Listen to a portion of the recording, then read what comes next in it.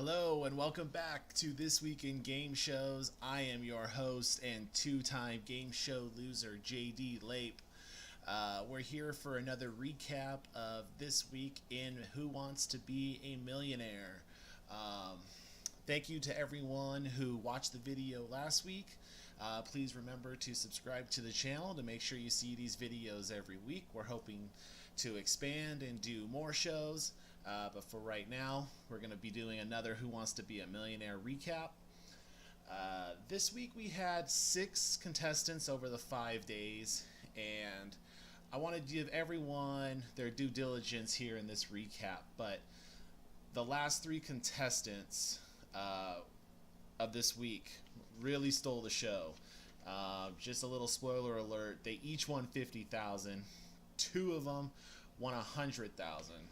And the final contestant of the week got the $50,000 question correctly to end the week. And so we're going to be starting on Monday with a $100,000 question. I mean, in this day and age of Millionaire, to have 3 contestants back to back to back all reach the $50,000 threshold, and then the first 2 so far have won the $100,000. It's pretty amazing. It's a sight to see right now. This just doesn't happen that much anymore on Millionaire. So I'm really excited to get into this. I'm really excited to get to Monday to see that third $100,000 question in a row. But let's get into this week's recap with our first contestant of the week, Jill Ferris, who is a museum educator from Stevensville, Maryland. The one thing I've noticed this year is they're getting right into the games. In years past, they would have a bit more banter between the contestant and Chris or whoever the host was, and they would introduce the +1, which they haven't been doing beforehand, only when they call them down. I'm kind of liking this format. Get right into the game, the pace of play, keep it up. Something Major League Baseball can learn from, I think. If you follow sports, that's funny. But anyway, for Jill, she got all the way up to the $20,000 question. She used her last lifeline, the 50-50. The question was basically, which of the following is not a character from the band Kiss? And so the choices were Spaceman, Hawkeye, Starchild, or Catman. Like I said, she used her 50-50, left her with Spaceman and Hawkeye. They were looking for the one that is not one of the 4 characters portrayed by a band member of Kiss. She went with Spaceman, however, the answer was Hawkeye, which she correctly identified while she was trying to talk it out as a character from the TV show MASH. But unfortunately, she lost the $20,000 question, dropped back down to 5, which is a shame because her story kind of hit me in the feels there. Her and her husband actually had a tornado roll through their house just days before going out to Vegas to tape, and so I'm hoping that 5,000 will be able to give them a head start on rebuilding their house and get everything back to normal. So good luck with you, Jill, and congrats on the $5,000. That leads into the next contestant, Roy Green, a math teacher from Houston, Texas, and we all know what's been going on in Houston and in that area of the country here over the last couple of months with Hurricane Harvey and everything else that's been going on. They need to rebuild, and I hope that Roy and his family and all of his possessions and his house and everything are okay. Unfortunately, he ended up losing on the $5,000 question, and this was a tough $5,000 question. I got to admit, I was kind of surprised that they didn't wait to put this question in the middle tier of his ladder. Honestly, this is one of those where after you hear the answer, it makes a lot of sense as to why that is the answer. And I guess you could kind of logic that out, but I felt that with this type of question, it would have been better suited maybe in the $10,000 to $20,000 range and not the $5,000 question, to be honest. I have it up right here. A study in the Journal of the American Medical Association found that older people were much less likely to fracture their hip if they had undergone what procedure? A. Appendectomy. B. Gallstone removal. C. Cataract surgery. D. Coronary bypass. And at first glance, obviously, none of those choices have to do with your hips, which threw me off immediately. And while trying to watch the episode and think of the answer and try to reason it out before the contestant made his or Roy made his mind up, it was pretty tough. He ended up using the 50-50 on it, which removed A, appendectomy, and D, coronary bypass, and it left him with B, gallstone removal, and C, cataract surgery. And still at first glance, removing gallstones or having eye surgery. And for me, I just wasn't picking up on how to logic this out. Like, what would make you less likely to fracture your hip? Does something have to do with removing your gallstones? Have something to do with your hip? For whatever reason, I wasn't bringing in the fact that having cataract surgery would improve your eyesight. And that would then lead to many less falls as you get older. Unfortunately, Roy went with gallstone removal, where the answer was cataract surgery for the aforementioned reason about having better eyesight at that point to make sure you see things more clearly and not fall. So unfortunately, Roy did not reach the first threshold, did not get to the $5,000, which is a shame because, like I said, this is one of those questions where I feel like that bottom third, I'm not saying they necessarily have to be gimmies, because I know the first couple are, or usually, I should say. I shouldn't say that definitively, but I just feel that for 5,000 and below, this is a question that's a little bit too tough for that part of the stack. This really needs to be in that middle tier, because this is one of those where you couldn't associate any of those surgeries with the part of the body they were referencing, in this case the hip. And then you had to logic it out that having cataract surgery would give you better eyesight, which would then lead to seeing you things better, having less falls.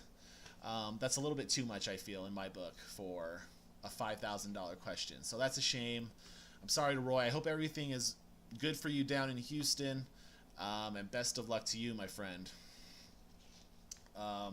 That leads to probably my favorite contestant of the week, Brad Simons from Toluca Lake, California.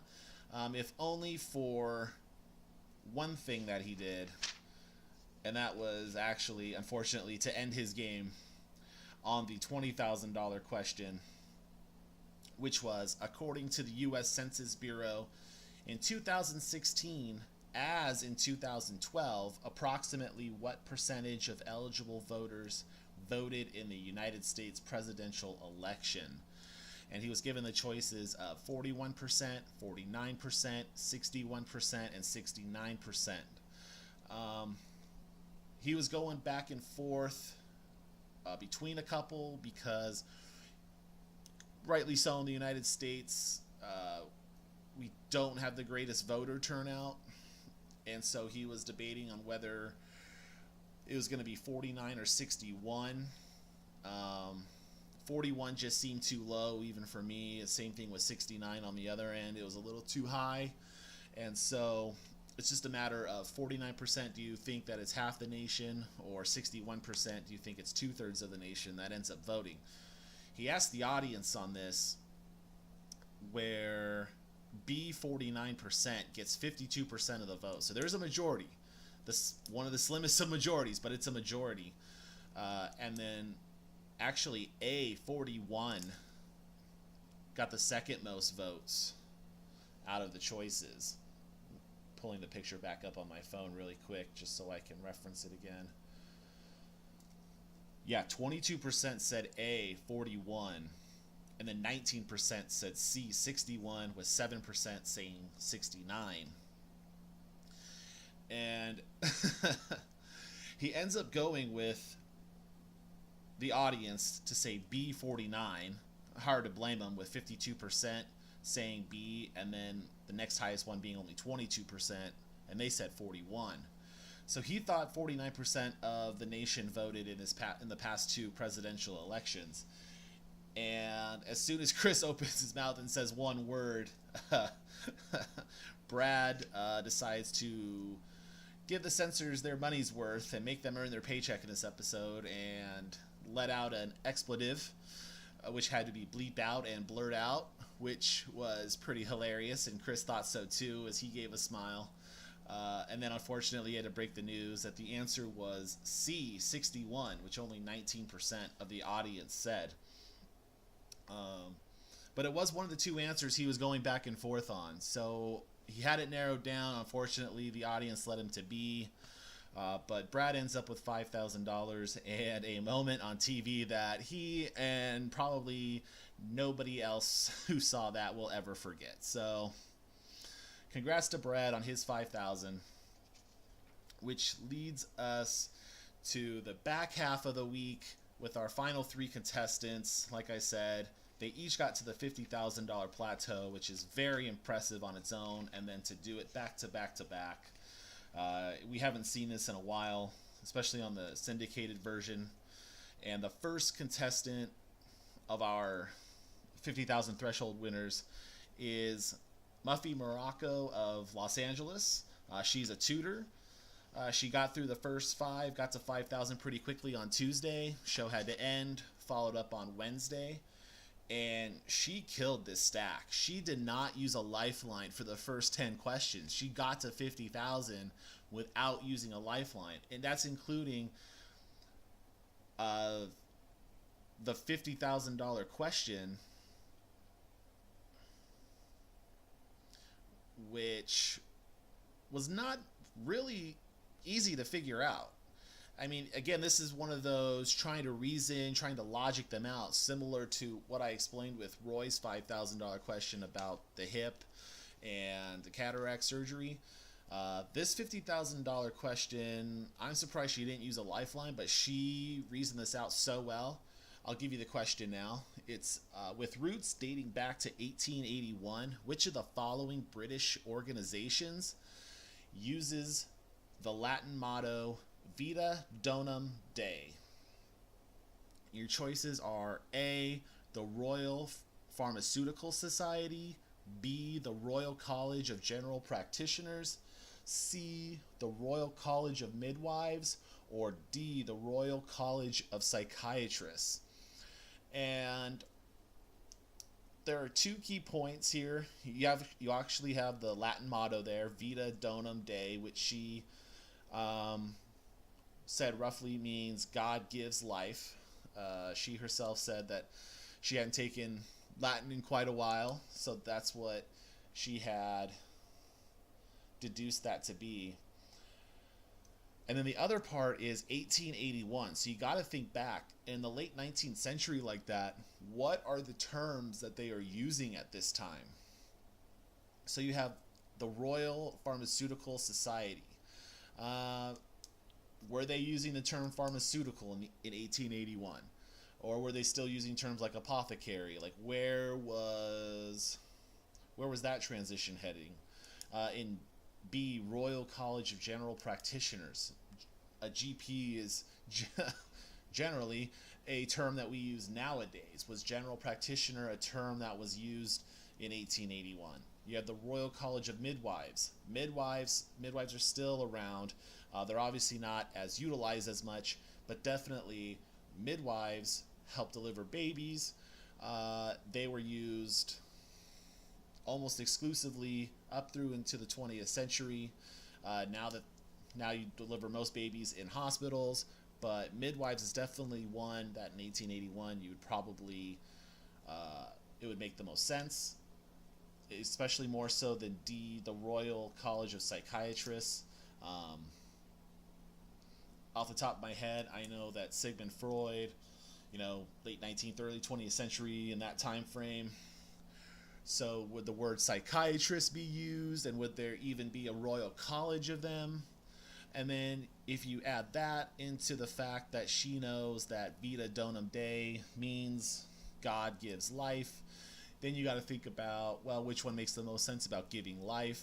And in this case, it probably is the Royal College of Midwives, just because they help mothers give birth, help give life, in a sense, or I guess in the sense, to newborns. And so she took a risk, and she didn't use a lifeline on this question, and she went with Royal College of Midwives, and she got it for $50,000 without having to use any of her lifelines for those first 10 questions, which is so impressive. It's impressive to reach that threshold anyway, then to do so with all 3 lifelines still intact, that's pretty amazing. And so to end Wednesday's episode, she faced the $100,000 question. Though he was raised by his mother and stepfather, which of the following super rich Americans is the biological son of a circus unicyclist? So that's a super fun fact if you know it already. The answer choices were Michael Bloomberg, obviously very successful businessman, Bloomberg News, former mayor of New York, Jeff Bezos, CEO of Amazon, Steve Ballmer, big with Microsoft, now he owns the Los Angeles Clippers, and then Warren Buffett with Berkshire Hathaway, very rich, as the question says. They're all super rich Americans. And it's a good thing she ended up saving those lifelines, that Muffy didn't use any of those 3 lifelines for the first 10 questions, because she used all 3 on this $100,000 question. She first asked the audience, where 37% led the way, and they said B, Jeff Bezos. That is a very hard sell for the audience when only 37% of them give the most common answer, with Warren Buffett trailing at 33, so right behind it. Bloomberg and Ballmer each got 15%, so they weren't really part of the equation in terms of the audience. So Bezos with 37, Buffett with 33, that's tough. So she had to bring down her +1. Her friend Marin, she didn't really know. She was just trying to give support as much as she could to her friend, obviously.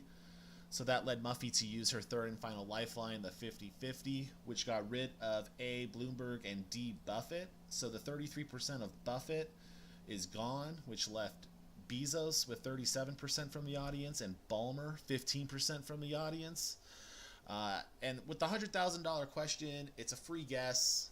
You got your 50, you're guaranteed 50. You're not going to lose any money if you guess wrong here. That's the beauty of the question. And with a coin flip, she decided to go with the audience and say Jeff Bezos as her final answer. And she got it for $100,000. Jeff Bezos is his biological father was a circus unicyclist. And I'm sure you will never forget that piece of trivia from here on out. So the next pub trivia you go to, when that question comes up, you can thank Who Wants to Be a Millionaire for that little piece of information. And then she ended up walking on the $250,000 question. So congratulations to Muffy on her $100,000 win. Again, wins at that level on this game are fewer and further between than what they were in years past. So to get to the $50,000 threshold, able to get that 100, or with all of her lifelines, I should say, super impressive. Then she got the $100,000 question, and she went home with that. So congratulations, Muffy, $100,000, amazing. That leads into Thursday's episode, where we meet Liz Farley from Sunnyside, New York, and she might have one of the best descriptions ever. She wants to start an otter habitat in her apartment. If she does, it might get a little tight in there, and with what she won, she might be able to start that. So hopefully someday we'll be able to get an update on that otter habitat. See, I'm so excited about it myself, I can't even speak right now. I want to go see this otter habitat myself.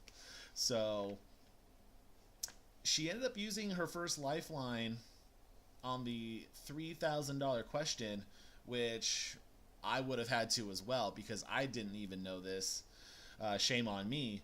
But before South Dakota nicknamed themselves the Mount Rushmore State in 1992, what was the nickname of South Dakota before that?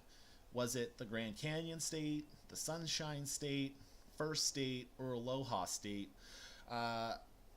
I eliminated C and D fairly quickly. The first state is Delaware because they were the first ones to sign the Constitution, which made them the first state.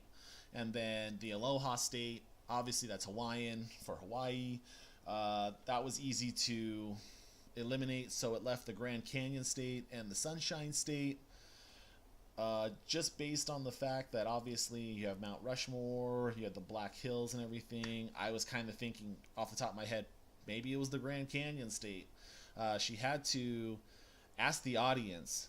40% said the Sunshine State, 29 actually went with First State, with 24 going Grand Canyon State, and 7 saying the Aloha State. Which for those 7%, I mean, really? Aloha State? Did you really think South Dakota was the Aloha State? Fun fact, the thing about if you're ever in the audience of Who Wants to Be a Millionaire, you don't have to buzz in with your answer if they ask the audience. These percentages are just from the people who do choose to answer. So if you're part of that 7% who said Aloha for South Dakota, maybe next time you don't ring in with your answer when they ask the audience unless you're pretty sure, because I don't know too many people from South Dakota that would be saying Aloha. So, but in the end, 40% said the Sunshine State. She went with it, got it right for 3,000. So good for her and good for the 40% of the audience who said that. I definitely, like I said, would have needed to use that as well. The $10,000 question for her led her to her second lifeline use, which was the 50-50. I'm going to pull up the question really quick here so I can read it verbatim for you guys. It is, Spanish is the most spoken non-English language in U.S. households. What language ranks second? So you got to be careful here. There's a little bit of trickery in the way they worded this, because the question at the end says what language ranks second, and even though the first part of the question says Spanish is the most spoken non-English language in U.S. households, and then they want you to name the second most spoken non-English language in U.S. households, when you're under the bright lights and the big stage, your focus can wander a bit, and you can just focus in on what language ranks second, and you kind of forget the first part of the question when they mention Spanish and non-English languages in the United States. And so you got to remember that basically they're asking what is the third most spoken language in the United States. English is number one, obviously, and then Spanish is number two according to the question. Which one ranks after Spanish as the most spoken? Their answers were Russian, Tagalog, French, and Chinese. I would have said either Tagalog or Chinese, because especially with the current climate, I don't know how many Russian speakers there are in the United States. I would guess not so many as to name it the third highest spoken language in the United States. Same thing with French. I know that there are, as a history major, I know that through the decades and the last couple of centuries, a lot of Chinese immigrants have come over, and so that was what I tended to lean towards at first. And after using the 50-50, Chinese was left up there along with Russian, even though technically Chinese isn't a language. It's either Mandarin or Cantonese, but semantics, that's neither here nor there, at least in this question, luckily, because she went with D, Chinese, as her final answer and got it right. Because once that was left up there with Russian, I felt that that was the way to go. That was the way I was leaning to begin with, but I wasn't 100% sure. I'm not sure anybody would have been, unless you actually looked this up and knew the fact itself. So $10,000 for that. So congrats to her on that question. Moving on up, the $30,000 question, I actually knew and wish I would have gotten a question like this on Millionaire myself. The $30,000 question had to do with Larry Doby, who was actually the second African American to play Major League Baseball. So basically the question was, who Larry Doby was the second African American to do what? The choices were A, win the heavyweight boxing championship, B, run for president, C, be nominated for an Oscar, or D, play Major League Baseball. She called down her husband, who was her plus one. Luckily, the gentleman, Dan, her husband, is from Cleveland, and Larry Doby actually played for the Cleveland Indians. He was the first African-American player in the American League, as Jackie Robinson played for the Brooklyn Dodgers in the National League. And he knew that Larry Doby was the second African-American person after Jackie to play Major League Baseball. So he was able to give that answer to his wife, and Liz got that correct for $30,000. And that's what the lifelines are there for. She used them to perfection. She got the audience to give her the South Dakota nickname. She used the 50-50 to determine Chinese was the second most spoken non-English language in U.S. households, and then called down her husband, who luckily was from Cleveland, and knew that Larry Doby was the second African-American to ever play Major League Baseball. And then sometimes when you're dealing with these games, it's better to be lucky than good. And in this case, her $50,000 question had to do with Shakespeare. Apparently, her dad taught Shakespeare for 30 years. And so she was able to decipher that of the four choices given, there was one that did not feature a scene where the title character does not appear in a scene with a ghost.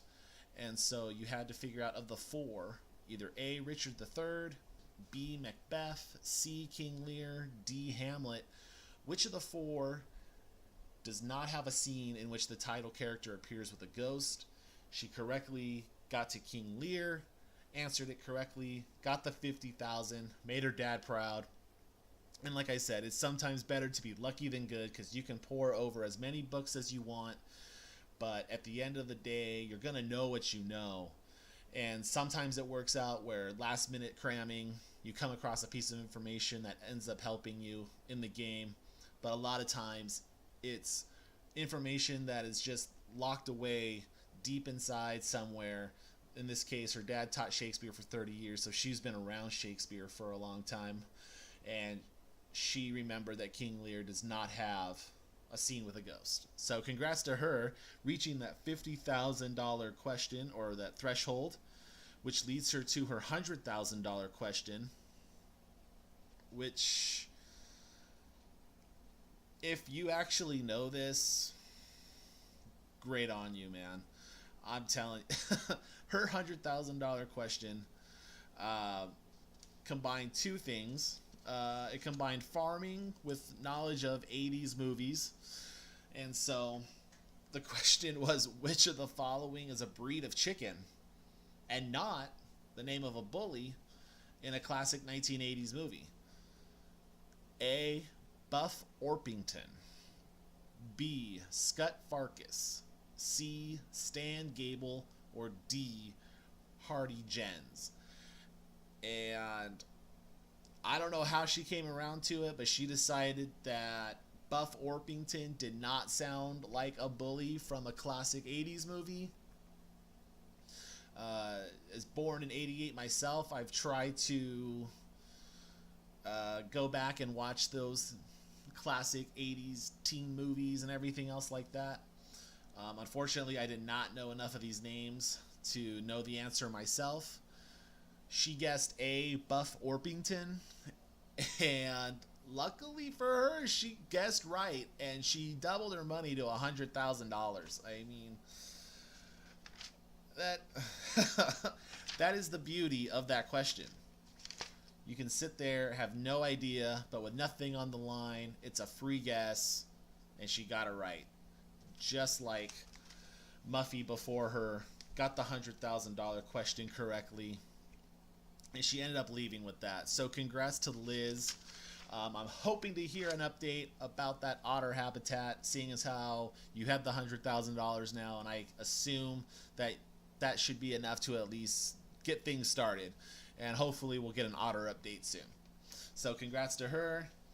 Our final contestant, Jay Alexander, he moved pretty quickly through it as well. He ended up using 2 lifelines on the $10,000 question, which I don't blame him either. I kind of got stuck on this as well. It's a Tom Hanks movie question. Jay was asked, 3 of these are Merriam-Webster's definitions for single words that are also titles of movies starring Tom Hanks. Which one is not? And so basically, you're looking for 3 Tom Hanks movies with one word in the title. A, large or great in dimensions. Now, I immediately recognize that as big. B, to cause a liquid to spatter. I recognize that as splash. C, to make soiled or tarnished. That didn't come to me. And then D, either of 2 offspring produced at birth. So 2 offspring produced at birth are twins.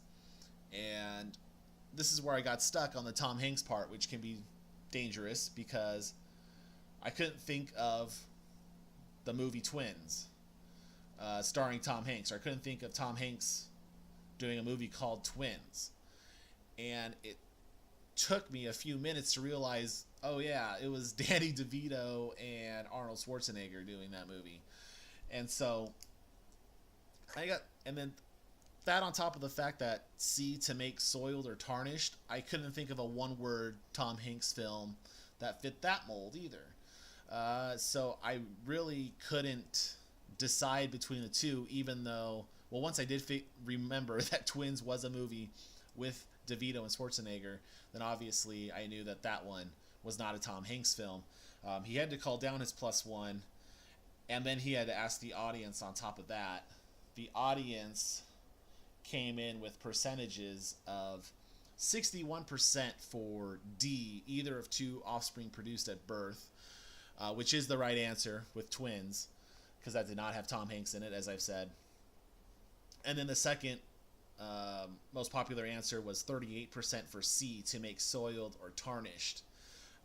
That was the one. I couldn't think of the one-word movie that Tom Hanks had done that would fit that definition. Jay ended up going with the audience, 61% of them, to say D, either of 2 offspring produced at birth, which was the correct answer. And then Chris Harrison lets us know that C, to spoil or tarnish, is actually the definition for Sully, which he played in as Captain Sully Sullenberger in the self-titled movie. So, which made me feel really dumb because that just came out. So, Jay got the $10,000 question, followed that up with the $20,000 question, where he had to use his third and final lifeline, the 50-50. And that one says as follows: due to genetics, orange cats are usually which of the following? A, unable to retract their claws. B, male. C, whiskerless. Or D, unable to meow. After using the 50-50, he was left with B, male, or C, whiskerless. So he had to figure out orange cats, due to genetics, are either male or whiskerless. Which one is it? And he ended up going with B, male, which ended up being the correct answer. I had no idea off the top of my head. It could have been any of those for all I knew. And so the fact that he went for it, I was brave enough to go for it. Good for him. He got it, 20,000.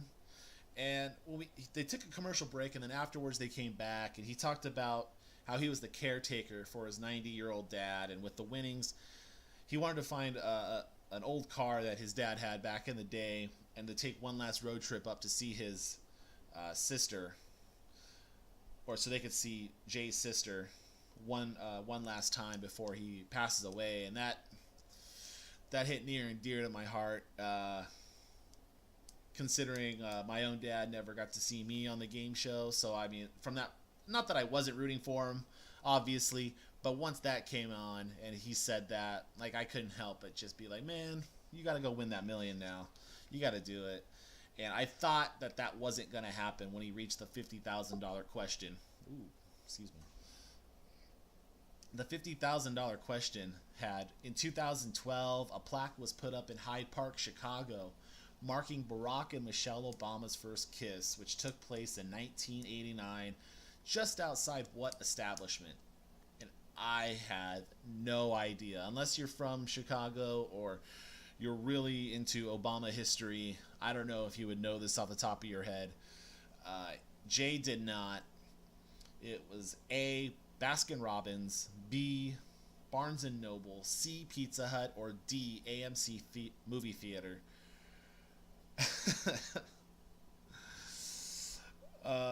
He went with Baskin Robbins on a guess because it looks good and it tastes good, was his reasoning.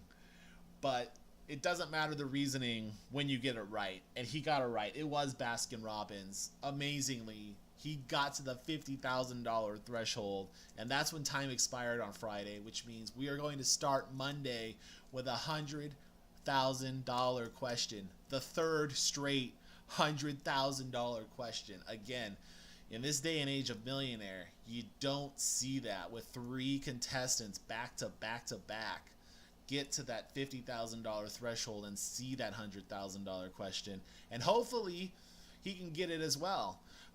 The first two ladies had to guess on that $100,000 question and guess right, and he has certainly been doing a great job at guessing, looking at his stack so far. So hopefully that trend continues on Monday with Jay Alexander from Sherman Oaks, California, going for $100,000. So I look forward to watching that and all the episodes next week. Remember, if you have any questions, comments, or anything else you want me to know, hashtag TWIGS on Twitter, or you can at me at This Week Game Shows, THISWK Game Shows, or at my personal at James Dallas Lape, Lape, my full name, on Twitter. We can discuss the shows during the week. We can discuss other shows. You can let me know what other shows you want me to do. Like I said, I'm hoping to start doing Jeopardy, possibly even Wheel of Fortune, maybe The Price is Right. I know this week that Joker's Wild starring Snoop Dogg started. I'm looking forward to catching up on that. So it's going to be good. So I will see you guys next week for our next recap of This Week in Game Shows for Who Wants to Be a Millionaire. Remember, hashtag TWIGS, at me at James Dallas Lape on Twitter, and I will see you guys next week.